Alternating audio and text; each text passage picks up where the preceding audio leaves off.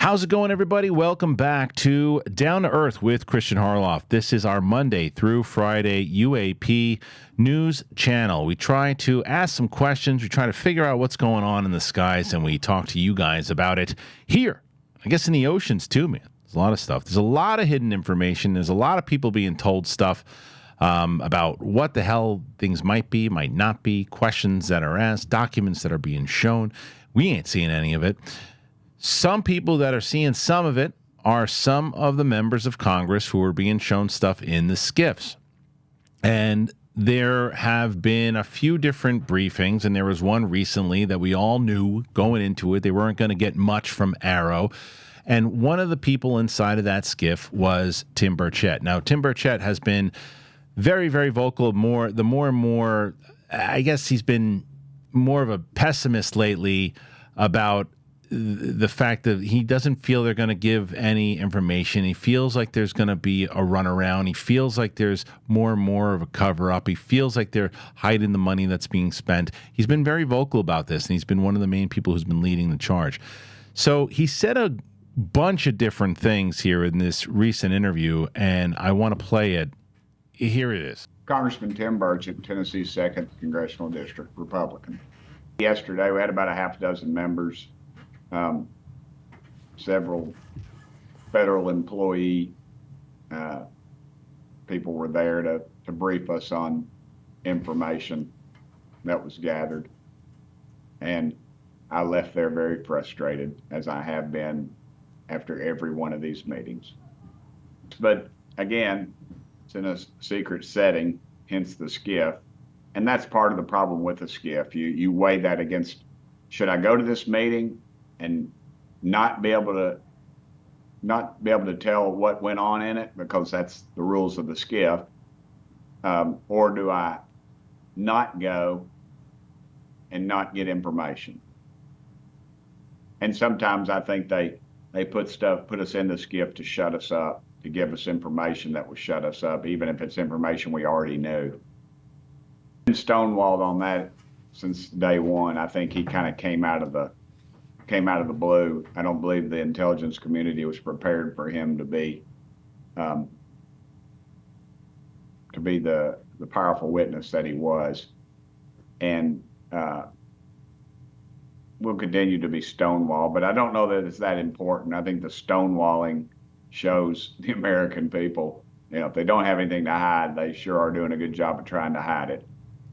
And also, if they don't exist, why do they keep spending tens of millions of dollars researching, and why do they not allow us to see, why do they not declassify documents? And when they do declassify them, they're redacted so much, it's just blotches of blacked out ink. When you're told something exists, and then you're told again by another group that it doesn't exist in that form, that begs the question of what's going on. There is a cover-up. It's a cover-up when you release a file and it's just half blacked out. Or there's a cover-up when one federal authority says something exists, and then another federal authority says it doesn't exist. That's a cover-up. So yeah, it exists. The cover-up is real for whatever reason. But you're spending tens of millions of dollars on something, and then they say it doesn't exist, yet you continue spending the money on it. Kind of makes you wonder. So yeah, man, listen, continuing in with that frustration, right? He's kind of over it because he knows at this point that he's not going to get anything, and there's this kind of like a runaround. He almost represents the fact of how a lot of us feel right now when we're talking about this, where you don't really expect a lot of these things happen. Like what's the big news right now is trying to figure out if this whistleblower, if Jason Sands is legit, not legit. Now, James Fox has been answering stuff now, and there's other things inside of the community. We're waiting for the James Fox documentary and all these different things. But what will it really answer if you can say so many, there can be a report that Sands is for real. It can be a report that he's not. But until other whistleblowers, whether it's him, other people go in front of Congress and another hearing happens and another thing happens to where there's actual coverage on it because it's taken as legit and not just a bunch of people who are getting excited about it. And I'm one of those people that are getting excited waiting for the information to happen. And I do believe in a lot of this stuff more so than most, but I'm also not, naive to the fact that most people are not going to take this thing serious at all until it's in front of the Senate, until there's more information out there, and you're like, well, you should if you believe it, you believe it.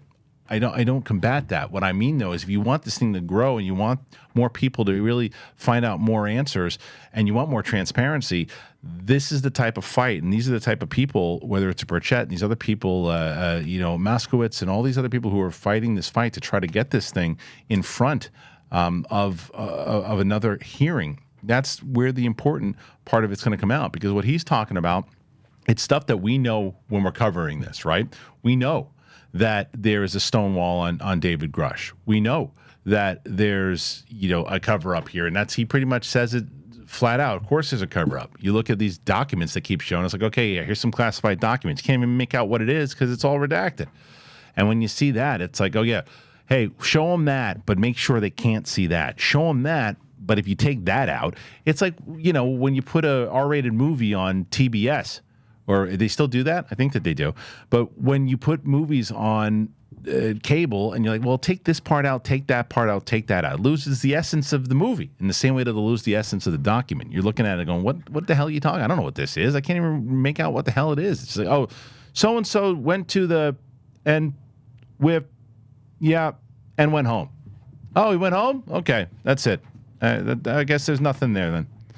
And you can see the frustration. You can understand it. And like he said, he's like, well, part of me is like, I don't want to go, because if I go, it's a good kind of a waste of time. I know nothing's going to come out of it, and I can't say anything. But then again, I'm still going to hear stuff in there that I normally won't be able to hear, but I can't say anything, but I'm going to get information that I know a little bit more about that I didn't know the day before. So I get it. I can only imagine, if we're frustrated, what the people who are actually trying to get the information out there are dealing with. Because field hearings, public hearings, everybody that I talk to, from whether it's Tim Gallaudet, Danny Sheehan, Steve Bassett, they all think that the hearings are going to happen this year. I'm not feeling that. And I think not so because I don't think that they're going to happen at all. I think that they're going to focus more on the election. They're not going to have anybody deal with this right now. They're not going to have this be a defining thing when they're trying to focus on other main topics. So it's going to push back into the background as much as possible until something really big happens. And whether Jason Sands is real or not, coming out on a Twitter space saying that this happened, it's just another really fascinating story. It's not anything that can be shown that you go, and I know this, I know how frustrating it is. Trust me, I hate the fact that we are dependent on the major networks covering this thing. I hate that. I wish that channels like mine and channels like, Vetted, or channels like Jeremy Corbell, or any of these channels here, News Nation, who just fell off the map doing coverage. Again, Ross Coulthart not being included in that. He still does his weekly thing, and he's very much involved in it. I think he just did a Reddit question and answer thing, or whatever, AMA. But I wish that we could generate that kind of buzz, but it's not. People in my own circle of friends. Oh, you do the UFO thing, you do the UAP thing. How's that going? Is that fun? That's fun to talk about, right? Nobody's going to take it as serious until, and this is coming from somebody who was probably someone like that a year ago. And it's the information and all these different things that, to me, if somebody like a Tim Burchett, a Moskowitz, a Garcia, a Luna, all these people are going to put their careers on a line here. There's got to be more to it than just going, oh, there could be these things flying around in the sky. But they're backed up against a machine that's been going for a long time. So admitting there's a cover up, knowing that there's a cover up, understanding that there's a cover up. I mean, it is something where to have someone in Congress going, there is a cover up. It's a big deal overall, but it's part of the frustration. There's frustration stories all the time. There's other things that are happening all the time, and there's always the kind of the move the needle stories as well too. And I thought that Chris Mellon story that we reported on the other day was a move the needle story in a certain aspect. But as I just mentioned, and then people have mentioned, well, it was approved to be able to be released. Fine. Even more so of what the frustration is, where nobody covers that and says, hey, this is Chris Mellon. This is the position that he had. He released this. This could be possible. There's something, including in on this cover-up, there is something that the major news networks have been told. And I'm going to start to put News Nation in that category at this point, because if you go back during July and moving forward, News Nation was putting out, and The Hill, they're putting out stories about this 2-3 times a day. And I can tell you first-hand experience, it's not that, well, there's nothing to report about. There's something to report on every day. I have found that out myself, wondering, will there be something to report on? I had to choose between 7 stories today, and I chose this one because I think it's relevant. So I don't know what happened to News Nation. And it's not, well, it wasn't pulling views for them. It was pulling them. If you go and you look at the clips of their coverage on UAP stuff, it was the highest average of views out of any little clips that they've done. They're doing clips that other news networks were doing, and they were getting destroyed.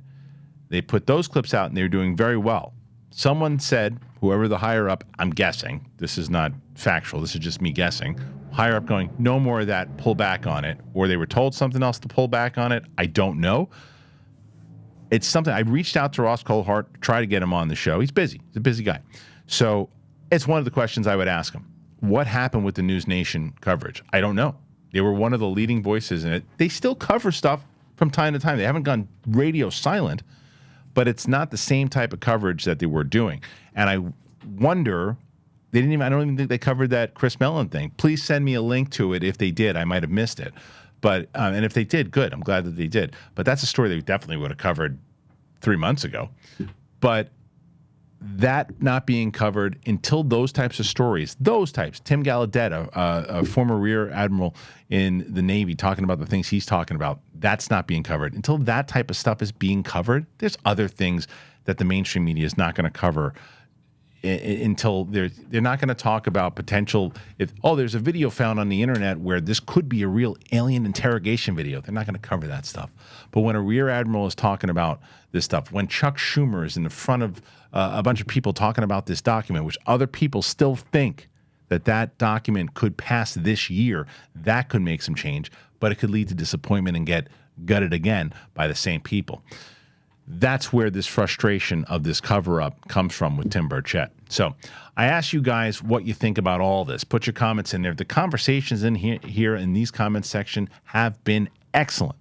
So I ask you guys to put that in there. And please, if you haven't already, subscribe to the channel.